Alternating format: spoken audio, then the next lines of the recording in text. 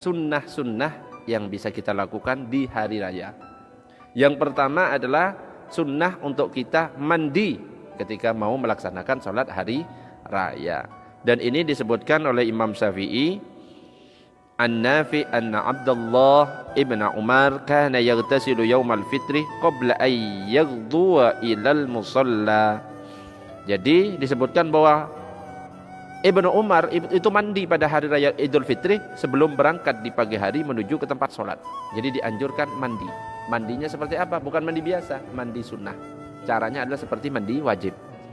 Ya, saya mandi untuk sholat Idul Fitri karena Allah. Kalau nggak tahu bahasa Arabnya gitu aja, mandi. Pokoknya disunnahkan itu ketika kita melakukan perkumpulan. Misalkan sholat Jumat, kan ngumpul banyak masa kan? Nah itu disunnahkan. Sholat istisqa atau sholat gerhana itu disunnahkan semuanya, termasuk sholat Idul Fitri dan Idul Adha. Yang kedua, disunnahkan lagi memakai pakaian yang paling bagus. Jadi yang paling bagus yang dipakai, ya, yang paling bagus yang mana itu dipakai, bukan untuk pamer, sebagai bentuk rasa syukur kita kepada Allah. Anna Nabiyya sallallahu alaihi wasallam kana yalbasu burda hibarata fi kulli idin.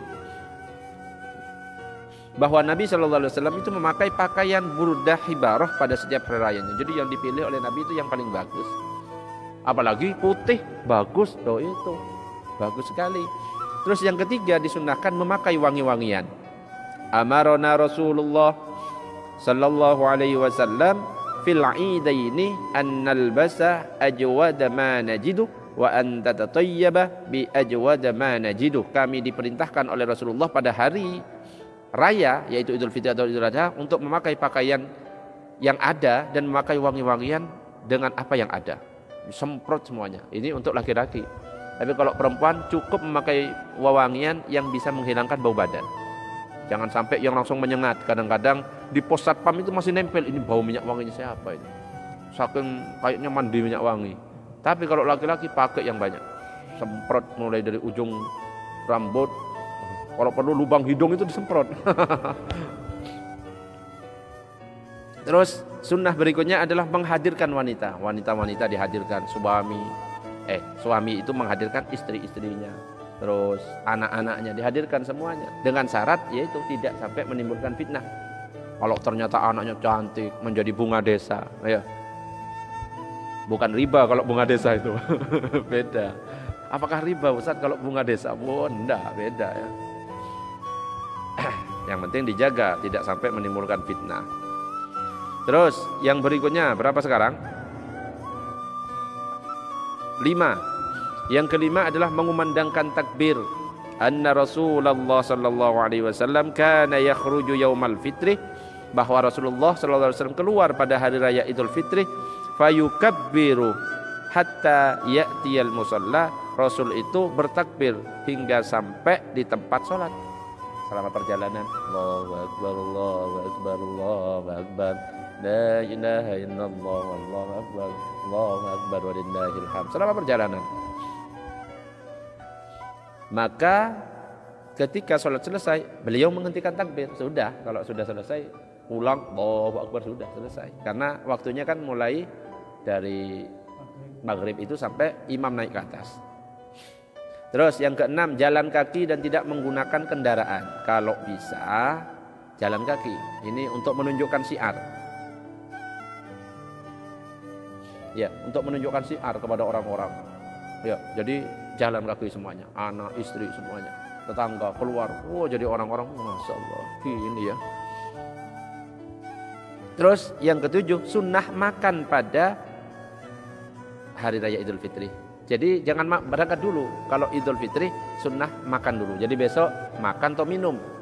Kalau harus makan banyak, makan kurma atau minum, didahului dengan makan baru berangkat sholat. Tapi kalau Idul Adha nanti ditahan. Kebalikannya setelah sholat baru makan. Ada pertanyaan tentang sunnah-sunnah hari raya?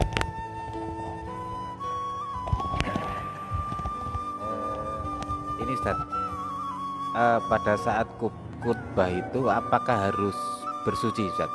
Gimana kalau setelah salam itu terus batal gitu, kentut kan? Terus apa harus wudu dulu atau gimana? Kalau sholat Idul Fitri, Idul Adha, sunnah dalam keadaan suci. Jadi misalnya keceplosan, Assalamualaikum warahmatullahi wabarakatuh, Assalamualaikum, prut. Khotbah ya nggak apa-apa, keceplosan. Mau nggak khotbah ya nggak apa-apa kan gitu kan, karena khotbahnya sunnah. Tapi kalau Jumatan ya wudhu dulu, ngulang lagi, ya. Khotbahnya itu yang sudah dikirim ada khutbah singkat 7 menit itu, tinggal dibaca, itu wis gampang itu. Kemarin teman-teman dari Kafling Bohar mau mengadakan sendiri, Pak Didut minta pencerahan Ustaz tentang khutbahnya. Ya wes tak kasih khutbahnya. Ini singkat 7 menit tinggal dibaca. Enggak usah terlalu panjang. Segera balik. Salat ya enggak usah panjang-panjang. Enggak usah pakai cengkok-cengkok naga dan lain sebagainya ya. Ada lagi pertanyaan? Sudah? Sudah. Kalau sudah, waktunya sudah sekitar 40 menit lebih, 42 menit berarti sudah menempuhi batas ini. Kita tapi lengkap ini kan sudah ya. Oke. Dan yang terakhir ya diikutilah aturan-aturan dari pemerintah ya. Kalau memang gak boleh melaksanakan sholat berjamaah untuk menghindari atau pencegahan untuk memutus mata rantai COVID-19, diikuti ya. Jangan sampai dibuat kecewa. Para ulama itu sudah menutup majelisnya ya, para ketua takmir sampai melakukan protokol yang ketat di masjidnya, ternyata di luar sana malah ngeyel, ngumpul numpuk di pasar, di mal-mal, lah kan kasihan ya. Maunya apa kan, kecewa kan, para ulama sudah nutup, kamu ya apa sih kok malah ngumpul di situ. Ya tahanlah sebentar untuk Idul Fitri, baju barunya ya beli tahun depannya lagi kalau sudah selesai ya. Sudah cukup di rumah, nggak usah. Kalau makan Ustaz ya belilah langsung sehari, misalnya minggu beli untuk 1 minggu kan bisa kan. Jangan pas tiap hari ke pasar akhirnya ngumpul terus, akhirnya kena semuanya, repot. Akhirnya ulamanya juga kena ya, padahal nggak ngapa-ngapain, cuma di rumah. Gara-gara dia yang kena itu silaturahim ke rumahnya ulamanya, ke kiainya, kena akhirnya sekeluarga. Padahal yang menjaga ya sudah jaga habis-habisan, akhirnya kena ya gara-gara yang ngeyel itu. Ya mudah-mudahan yang ngeyel mendapatkan hidayah. Amin amin ya rabbal alamin. Kita tutup dengan doa kafaratul majlis. Subhanakallahumma wa bihamdika asyhadu an la ilaha illa anta astaghfiruka wa atubu ilaik. Assalamualaikum warahmatullahi wabarakatuh.